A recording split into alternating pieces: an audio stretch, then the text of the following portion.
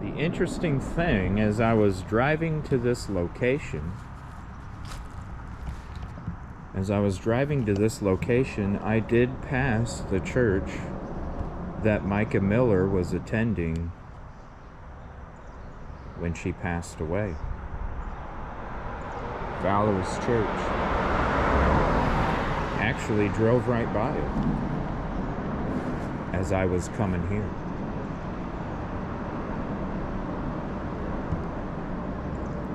I think the person that she picked up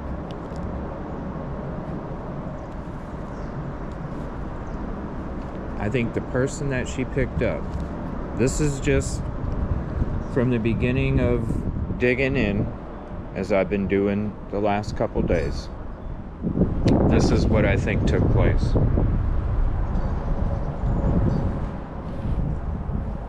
She was getting ready to graduate in a couple weeks. She was getting ready to move to London after she graduated, and she was getting ready to get married.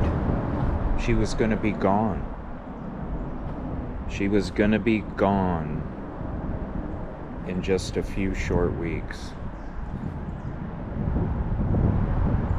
And I feel that it was either somebody that she went to school with that had an attraction for her, got stuck in the friend zone the whole time, and was just a couple weeks away. They couldn't let anybody else have her because they couldn't have her.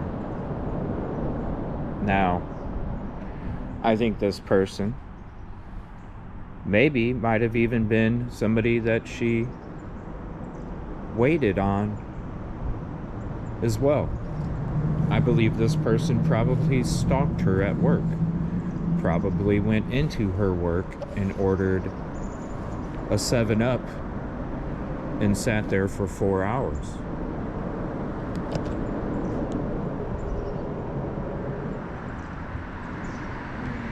I think this person definitely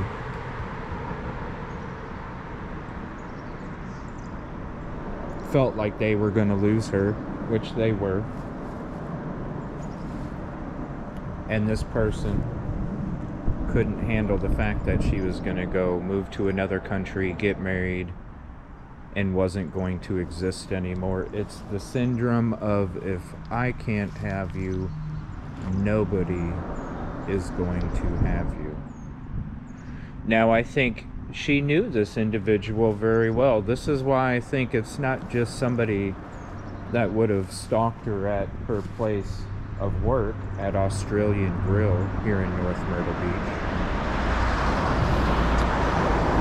I think it was somebody that was a lot closer. Maybe somebody she met online a couple years ago. I really feel that it is possibly a student that she was going to school with. I feel like she knew this person enough to pick them up and give them a ride.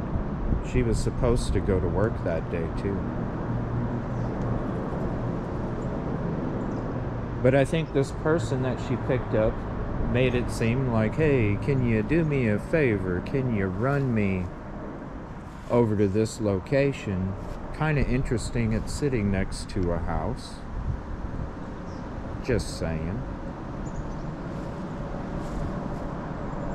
But I think this person manipulated the situation because she was on her way to work too. Can you do this for me real quick, knowing that that person was going to commit the crime? But she didn't know. And when they got to this location, why this location, I don't know yet. Is it a location because an assault took place in the vehicle and she had to pull over? Or is this a specific spot? But what we do know is that the vehicle was here, the vehicle was running, keys were in it, phone next to her hand, purse, school ID, cash, bank cards in her purse.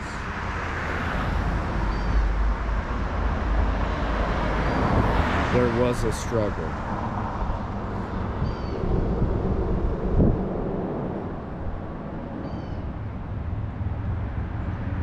Now, the big question is also, how did this person leave? Because they didn't take the car. They were in the car with her. She was giving them a ride. How did this person leave?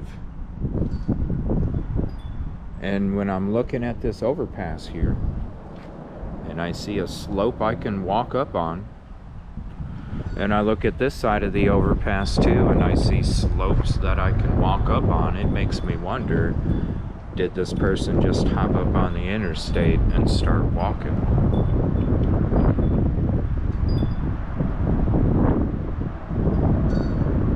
I'm not sure, Joe. Horry County's not saying much at all, and I'm just getting into this case. So again, this is the spot. Friday afternoon, 4 to 4:30 p.m. Wounds for law enforcement to initially think that she was shot. Severe head trauma.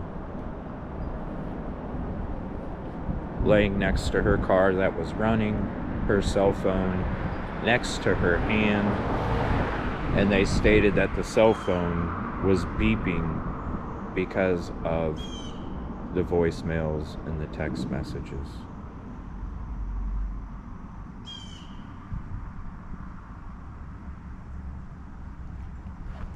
Something really doesn't make sense. This spot right here.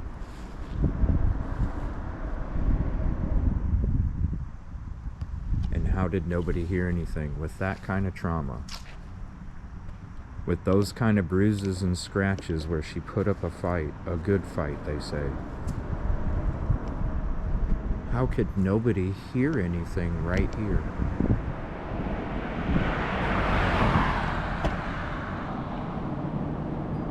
How could nobody hear anything?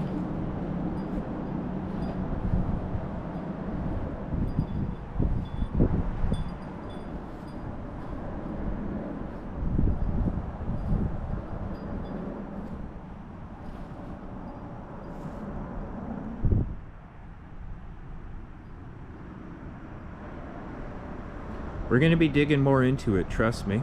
This is just the beginning. We're going to be digging into this while we're working on these other cases, while we're here for Micah as well. We are going to be digging into this. The family has not had any answers at all for 11 years. 11 years.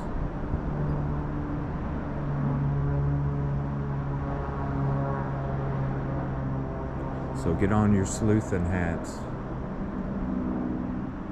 because we need to figure this out. Now, if anybody does have any information, you can call 888-CRIME-SC, 888-274-6372, or you can go to justiceforamber.org. justiceforamber.org.